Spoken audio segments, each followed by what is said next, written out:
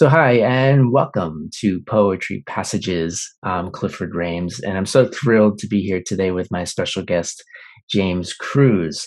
Hi, James. How's it Hi, going? Clifford. Great to Hi, be here. thank you. So, James is the author of four prize winning poetry collections, including The Book of What Stays, which is a Prairie Schooner Prize winner, Telling My Father, a Cowell's Poetry Prize winner, Bluebird, and his most recent Every Wakened Moment, which I happen to have right here. James is also the editor of some wildly popular and best-selling anthologies: Healing the Divide, Poems of Kindness and Connection, which is right there. How to Love the World, Poems of Gratitude and Hope, which has been featured on NPR's Morning Edition and in the Boston Globe and Washington Post. And his most recent, which was just released in April, so it's hot off the presses, is The Path to Kindness, Poems of Connection and Joy, which we will be reading from today, and I can't wait for that. James' poetry has also appeared in the New York Times Magazine, The Sun Magazine, Plowshares, and New Republic, as well as on Ted Cruz's American Life and Poetry newspaper column. James lives with his husband, Brad, on an organic farm in Vermont. And James, your books and social media posts have become my sort of daily go-to for poetry refreshment and inspiration. And so it's really such a thrill to have you on today. Thanks so much for coming on the program. Well, thank you for having me and for saying that. I mean, I do my best to give a little hope and, just add some brightness to people's days. Oh, yeah. Well, yeah, and I mentioned Ted Kruzer, and he wrote the preface to Healing the Divide, and Danusha Lamaris wrote the foreword to The Path to Kindness. So it seems you walk among legends. I mean, the diverse list of names in these anthologies read like a who's who of contemporary poetry in the English language. And your own poetry, as Ted Kruzer has said, just keeps getting better and better, as well as the work you devote to these wonderful anthologies is also legendary. So I have to ask you, how does it feel to be James Cruz? Legend. And I don't know about legend. It feels really good to be doing work that I really love and comes directly from the heart, and that also really has reached people over time. And I just think, it's partly due to following my own creative instincts. I was really driven, especially after the 2016 presidential election. Like, poetry is my thing. It's sort of my corner of the earth. And so it's the lens through which I see the world. And so I kind of wanted to do something that would really help people, even beyond my own poetry. And so that's why I put together Healing the Divide. And I honestly thought that book would just be that I would just use that in the college classes that I was teaching and like workshops at the time. And I thought, like, oh, wouldn't it be nice if we sold like a few hundred copies? That'd be really great. And it just kept growing in popularity. And so, yeah, it's so gratifying when the work that you really love to do kind of touches a nerve with the world at the same time. Yeah. And that book has led to these other subsequent books as well. Well, your love and passion for this project really comes through. I mean, these are beautiful, touching books. But I got to ask, between 2019 and today, you put together those three anthologies involving over 200 poets, almost 300 poets, maybe 200 poets plus. And you released also two collections of your own poetry. So how the heck do you do it? Do you have like a Superman costume on under those clothes, or do you have a workshop in the North Pole full of poetry elves in the North Pole? No, I do have a daily writing practice, and so I'm really, I'm friends with Danusha Lamaris, and we collaborate a lot. And she calls herself an incrementalist, and I think of myself in that way too. That little by little is how things are done. And so I've just had this daily writing practice for a number of years now, probably really seriously since about 2016, around there. And it's just led to a lot of poems, a lot of kind of creative intentions being fulfilled. And I think that must be how I do it. And I've just been Yeah. lucky enough to have people who support those intentions and really want to help bring the books out there. I think there was a period too for a while when I was kind of holding back work because I'm a recovering perfectionist. And so, I wanted the work to be absolutely perfect. Um, and I thought it needed to be of a certain quality before I shared it. And then I just sort of hit this point where I realized I couldn't keep holding back my work forever. Mhm. I needed to just start putting it out there, being vulnerable, Yeah. and still having discernment about what I share, because there are plenty of poems that don't see the light of day. Right. But really just being more generous with how I share my work. Yeah. I love that the incrementalist part. It's like it's a wonderful reminder to just kind of slow down and take it day Yeah. by day, piece by piece, and Mhm. just we tend to always want everything at once, and it doesn't work that way.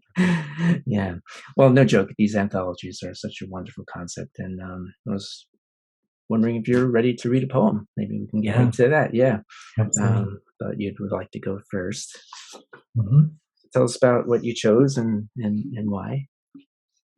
Yeah, so this one is by Brad Aaron Modlin, poet who lives in Nebraska, a really wonderful guy. Hmm. And this is called What You Missed That Day You Were Absent from Fourth Grade. Mrs. Nelson explained how to stand still and listen to the wind, how to find meaning in pumping gas, how peeling potatoes can be a form of prayer. She took questions on how not to feel lost in the dark. After lunch, she distributed worksheets that covered ways to remember your grandfather's voice. Then the class discussed falling asleep without feeling you had forgotten to do something else, something important, and how to believe the house you wake in is your home. This prompted Mrs. Nelson to draw a chalkboard diagram detailing how to chant the Psalms during cigarette breaks, and how not to squirm for sound when your own thoughts are all you hear. Also, that you have enough. The English lesson was that I am is a complete sentence. And just before the afternoon bell, she made the math equation look easy, the one that proves that hundreds of questions and feeling cold and all those nights spent looking for whatever it was you lost and one person add up to something. So nice. Poignant given the news. Mhm. Yeah. And to that point, I mean, these anthologies, and in particular this one, seem ready-made kind of soul food for the world we live in today. I mean, they're poems of gratitude and hope, joy and connection. Yeah. I mean, the world needs these poems. It needs these. I need these poems, which is why I keep your book on my bedside table. Thank Um, you. I mean, the pandemic, wars, school shootings, political divisions. It's a time in which the world is changing so rapidly in ways that we don't fully understand yet. I think.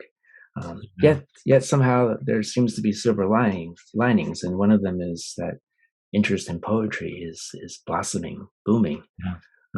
and feelings of gratitude for and connection to the things and the people that we love seem have taken on new importance, new poignancy. And Mhm. would you agree with all that? And Oh, most definitely. Yeah. yeah, And I think there's a hunger for some sort of spiritual solace that can really only be found in poetry, that poetry. Yeah, people, are not as religious as they used to be. And so, especially among younger people, I find, but people of all ages and backgrounds, like there's just a lot of hunger for yeah, poetry and just for truth telling right now. And I think these books are important to people and myself, just even in the making of them, because they're fulfilling a promise. There's a lot of poetry out there about difficulty and darkness, and we need that too. But I feel like the poetry of light and hope and solace, comfort, that doesn't get very much airtime. typically. It's usually the more abstract, the more dark stuff that gets published in really visible places. So that's why I wanted to make these books, to kind of give people a sort of safe place they could come to, where they knew, like, okay, there might be some poems about grief and about difficulty, but like in the end, it all adds up to hope and just Mm. like some warmth and connection Yeah. that are really hard to find nowadays. Yeah. Yeah. Yeah. It was at the start of the pandemic that I started doing this, did my first poetry passages in the backyard. And it's kind of funny since that time, it was early 2020, and I've always loved poetry, but then I really immersed myself in poetry and started reading it Mm. daily. And it's a funny thing happened since that time. I became more attuned to the language of the news, like the semantics of what we're being told on TV. And it was an awakening for me, because I realized how differently things could be said, and they're Yeah. not being said, and I wonder what the reasons for that is. Just that's a whole side discussion for a late night, perhaps. But but I thought maybe I could read a poem now. Yeah. Please do. Yes. Um, and this one speaks to me because it's like kind of what we were just talking about, and it's written in such everyday, tender terms. It's a poem called "Most Important Word" Mm. by Laura Grace Weldon. Um, can you tell us anything about Laura Grace? Yeah, she lives in Ohio, and she's just a wonderful poet. This poem is from her book Portals, and she just writes really lovingly about family, spiritual life. Really, really lovely poems that offer these qualities that we're kind of talking about, like the Yeah. solace and comfort, even when they don't turn away from the day. Well, this is Most Important Word by Laura Grace Weldon. Before teaching my first child all 8 letters of his name, I showed him how to write the most important word. Tongue tucked against upper lip, pencil tight in soft 4-year-old fingers, he copied my letters, drew a chair back with a wobbly seat, a tippy egg, empty ice cream cone, and a pitchfork without a handle. That spells love, I told him. He wrote it on crayon pictures, breath-fogged windows, chalked sidewalks. He wrote it alongside the next words he learned. Love mom, love dad, love tree, love squeezed next to his own name. Shapes unlocked into symbols. Soon he read aloud stories to go with pictures he drew. Now I teach his daughter that first magical word. She concentrates, lines rollicking onto the paper, tongue curled against her lip. Mm.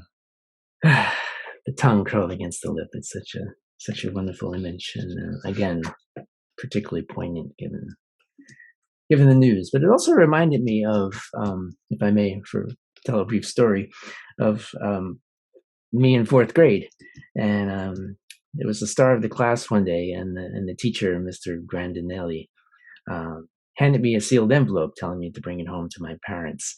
So you can't just do that to a kid. I mean, I had to know what was in this envelope. So as the class went on, I'm kind of like holding it up towards the lights of the classroom, trying to see what's written inside. I was bursting at the seams with curiosity. So suddenly, though, I became aware that the class had gone silent, and I looked and saw like the whole class was staring at me, and Mr. Grandinelli was looking at me, and and he had this wonderful like grin on his face, and he never said anything. He just shook his head, smiled, and went back to teaching, knowing that probably my embarrassment was enough. So. So this poem kind of reminded me of that. It's the little things, It's those. I remember nothing else about the 4th grade except Mr.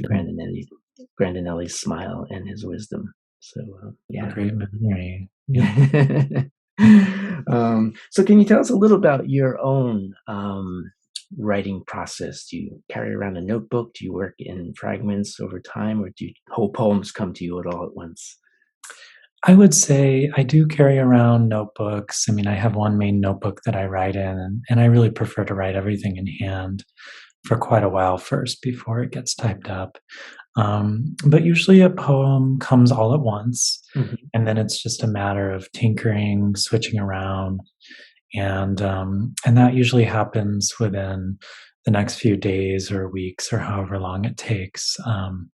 But I find that I really need to follow something that comes to me in the moment, In the as moment, much yeah. as possible, Yeah. and take it as far as I can, sort of after that initial rush of creativity. Otherwise, it can feel closed off, or like it's kind of lost its juice the more time that passes.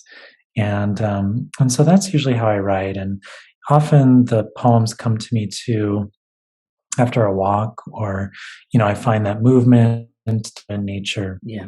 that kind of helps bring it about. And then usually there's just something about a certain word or phrase, how the words fall together, that really appeals to me. Yeah. Yeah. Yeah, I tinker in haiku, and I often write haiku while most of the haiku that I've written come to me while I'm walking my dogs. So something about walking and I don't know, gets the juices flowing, I guess. But I Yeah. find, you're absolutely right. There's these moments when the universe opens like a portal and lets this stuff through, and if you Yeah. don't grab it at that moment, no, it snaps shut again, and it's gone. And Mhm. yeah, it's wonderful. So can you read us another poem, maybe one of Mhm. yours from the book? Yeah. Yeah, I'll read my own. This one is very appropriate for summer, and it's sort of sticking with the childhood theme we, we have going Yeah, here we a little yeah. bit. And this one is called The Pool, and it's really about probably folks who have reached a certain age realize that when you look back, your childhood, your past can seem really different because you just have different experience now, and so you have a different frame on how you think of things. And so this was something that got reframed for me, and just one of those memories that bubbled up over time. The pool. Because he couldn't afford the kidney-shaped in-ground pool we all wanted, my father went out and bought a used galvanized pool whose rusted rim I refused to touch. As usual, he had a solution. He split a length of black rubber hose down the middle with a pocket knife, then stretched it over the rough sides inch by inch until no rust showed. Back then, I never thought such gestures were selfless, evidence of what we call unconditional love. But now I feel my small hands gripping soft rubber, and I see my father on the back porch, cigarette hanging from his smiling lips as he watches me lift myself out of the pool, flinging cold water from my goose pimpled skin as if I'd been reborn again. That so much. The wow. If that poem had a sister, I think it would be Ada Lemone's The Raincoat. I mean, the Mm, two of them just, I don't know, they just complement each other so well. yeah. Wonderful. I think about that the rubber hose around the Mm, rusted rim. And your father, you've written a good number of poems about him, mhm. particularly in your book, Telling My Father. Um, do you feel comfortable talking about him a little bit, or tell us Yeah, about your definitely. dad? What was he like? Yeah, absolutely. Well, he's been gone about 20 some odd years now, so it's been a while. Um, but he was such a vibrant spirit, just really took joy in the world and pursued his passions as diverse as they were, like coin collecting, restoring antique cars, and just was always busy. And that, what I realized later on was like, oh my gosh, my father was so creative. And I just had no idea at the time that that was how it was manifesting for him, because he worked as a mechanic in a plastic factory. It wasn't not exactly glamorous or Uh-huh. exciting work, but he would come home and just do these little projects and have these interests and do all this research. And so that's how he kind of stayed in touch with that side of himself. And I think I got a lot of that kind of creative drive from him. And, very tender, very kind, but he was also, very masculine, whereas I was not. I was not into fixing cars or doing things like that. He was a smoker, he wasn't educated. So when I was growing up, I really I was sort of wishing it could be otherwise, like not exactly wishing for a different father, but kind of resenting him as kids sometimes do just for being himself. And it wasn't until later as I got to know more people and their parents and their family situation that I realized, wow, I had a really great father. He was kind, tender, willing to cry at It's a Wonderful Life every time he watched it each Christmas. Just very in touch with his emotions and not afraid to just say really difficult or vulnerable things to me. So it took a while for me to appreciate that. But it was really nice to, especially in the last 10 years, I would say, and often through poetry, to have these moments that come back to me when I realize ooh, this was a moment of connection, or this was a moment when he was really being loving and doing something really amazing for us. Wonderful. Yeah. Thank you for sharing that. Yeah, it's kind of similar to my own story. I mean, my dad is he's still working at 78 years old as a meat cutter. Oh, wow. And I was a vegetarian with no interest in the family business. My dad also did all kinds of wonderful home projects. He built furniture, like a bench that I have now in my house that me and my two brothers would sit on at the dinner table. But he was always trying to get me to do manly stuff, right? One time he called me out into the yard to build a shed with him, and within 5 minutes I cut my fingernail off and passed out in the grass. And my dad quickly learned that my son's not cut out for this. Right. I completely relate. But there's also wonderful memories. I mean, there's my dad would make breakfast every Sunday morning, bacon and eggs, and the smells with the aromas would waft up to my room, and I would jump out of bed and come running down. And Sundays were always for lounging around, and brothers and I would watch Abbott and Costello movies and play a baseball game in the afternoon. So that kind of brings us to this next poem that I want to read today, because it's called Sunday. And now some of my fondest memories from childhood are on Sundays, which is when family things happened. And now in my adult life, I work every Sundays, and those rituals of Sundays are gone. At least for now.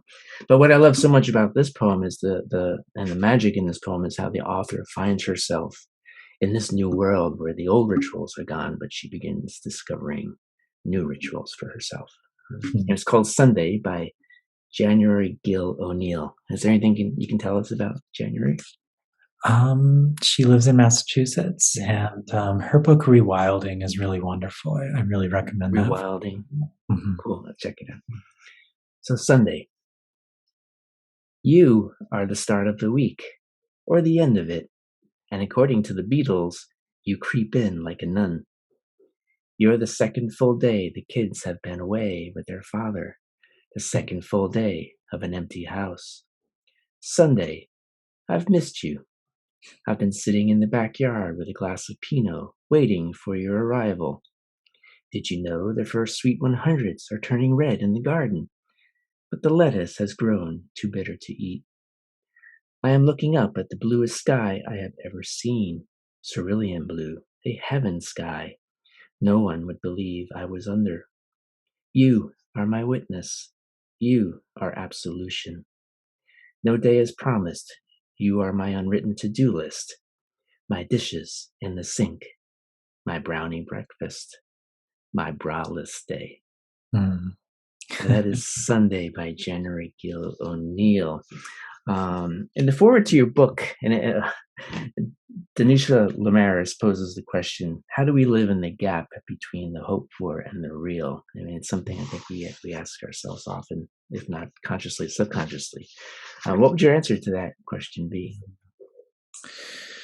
Well, I think, it's the answers in so many of these poems, Yeah, including January's there. The hoped for might be, a family not touched by divorce, or, yeah, not having to be away from your kids and then with your kids for a certain amount of time, having that back and forth. But, mm, she's finding solace and joy even in this completely free day when she can just sort of let it all hang out. And, it is a gap between what might have been hoped for and what's just real. And I think that's why I love that last line of the poem so much. My yes. braless day. It's like, My brother, that is real, there's and something we all, liberating there. Yeah, yeah, we all have our version of what right. might be the braless day, Exactly. what that looks like, staying in pajamas all day, or, Right. not leaving the house, whatever it looks like for you. And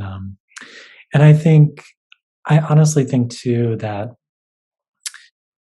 the gap between the hoped for and the real, that's just where life is, and Yeah. that's where we live our lives. And, I think we can bridge that gap by, um, writing poems like this that really uplift moments of joy or kindness or self-care, Yeah.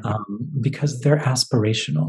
It's not Yeah. always going to be this way. People are not always going to be kind, Lord knows, but we can say to ourselves, this is still possible, even in the midst of, Um, the braless days, or, the difficult times of divorce, or, yeah. I just think about all the folks who are teaching kids or sending their kids out into the world right now. And, it's hard.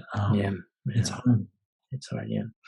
Well, yeah, and it's a poignant reminder that that life doesn't always go as planned, and the key to just getting through it is kind of maintaining a bit of going with the flow. Being Mhm. flexible and then embracing whatever comes your way, and trying to find some good in it. So Yeah. yeah, so I love how interspersed through the book you have these you offer these little respites, these small moments of reflection and kind of prompts to inspire the reader. Um, what was your goal in including these reflective pauses in the book? Well, I think And mainly I go think ahead. you just started to talk about it a little earlier, but I wanted to expand on Yeah. it. Yeah, Yeah. yeah, Mainly, I just wanted people to have a chance to really slow down and appreciate the mm, poems. And, I think especially people who don't usually read poetry, we're used to really speeding through, online articles or text messages or emails. And with poetry, like you were saying earlier, it's a very different kind of language. yeah, We're not used to this necessarily. And it's almost like it's language that comes from a different place, or it's just a deeper sort of more sacred language in a way, I think of it.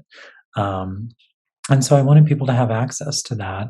And I find that a lot of people who approach poetry are writers themselves, or are aspiring writers, are journal keepers. And mm, so I just wanted to give people a chance to practice that, because one of the great joys of my life is using poems as a jumping off point for my own poems, my own reflections or essays, or just a journal entry or something.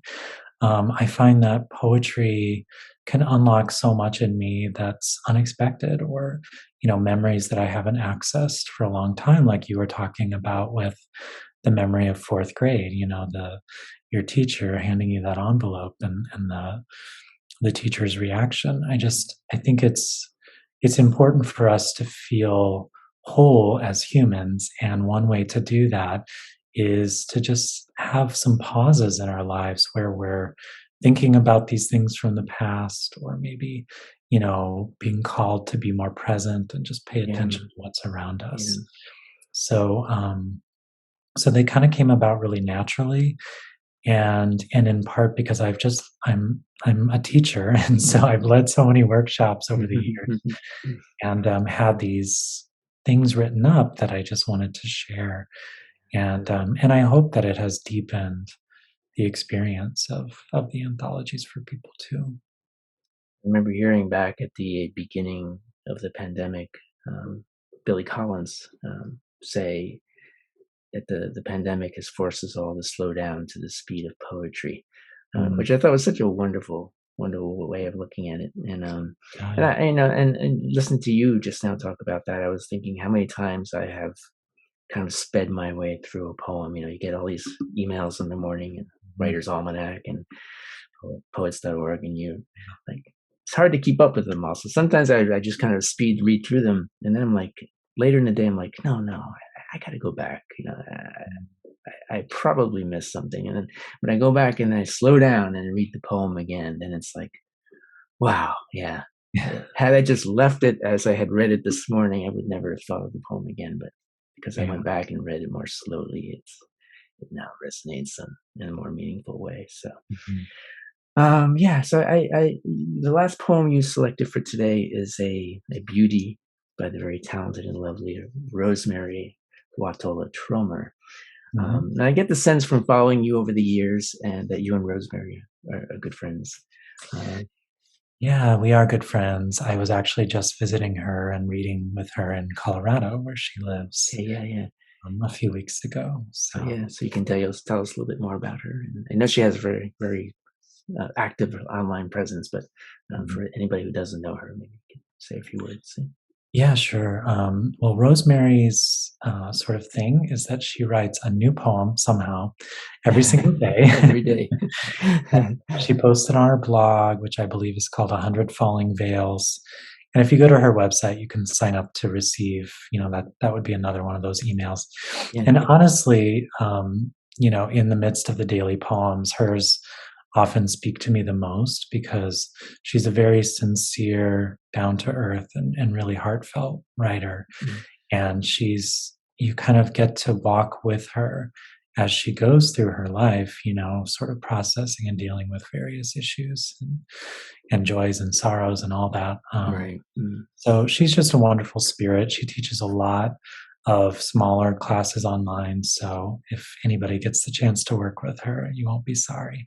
Or if you get to see her read, she is, I always wish I could be like this, but I'm such a quieter guy. She's just so performative. She can recite poems. I'm like, I want to be like Rosemerry when I grow up. It's a good goal, right? All right, so the poem you have is called The Question, correct? Yeah, so this is The Question by Rosemerry Wahtola Trommer. And it's on page 173 for anybody following along. All day I replay these words. Is this the path of love? I think of them as I rise, as I wake my children, as I wash dishes, as I drive too close behind the slow blue Subaru. Is this the path of love? Think of them as I stand in line at the grocery store. Think of them as I sit on the couch with my daughter. Amazing how quickly 6 words become compass, the new lens through which to see myself in the world. I notice what the question is not. Not is this right, not is this wrong. It just longs to know how the action of existence links us to the path of love. And is it this, all day I let myself be led by the question? All day I let myself not be too certain of the answer. Is it this, I ask as I argue with my son? Is it this, I ask as I wait for the next word to come? Wonderful. Yeah. Thank you. Again, just those reflective moments, those pauses in life, and to ask yourself those questions: Is this the right thing? Is this the path to love? Is this what I should be doing? Yeah. Great. Yeah. Love it. So I figured I'd jump right to the next poem that I'm going to read because it's also for me very inspirational, and I wanted to kind of keep this high going, if I might. Please. And it's by Alberto Riós. Is there anything you can tell us about him before I read? It's a poem called Dawn Callers. Yeah, Arizona poet, Arizona, and really just writes wonderfully, and just about experiences of living near the border with Mexico and his own background. So, yeah, I really recommend his books, and they have some poems have a bit of a surreal quality, like just almost this like magical realism, but still very tethered to reality. And so I love that quality of his. Almost venturing into almost a fairy tale kind of feeling. Yeah. This is called Dawn Callers by Alberto Riós, and it's on page 98 if anybody has the book.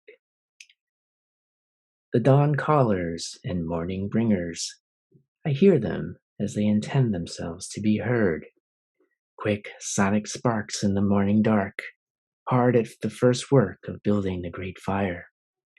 The solarless rooster in the distance, the cheeping wrens, the stirring, gargling pigeons, getting ready for the work of a difficult lifetime. The first screet of the peahen in the far field.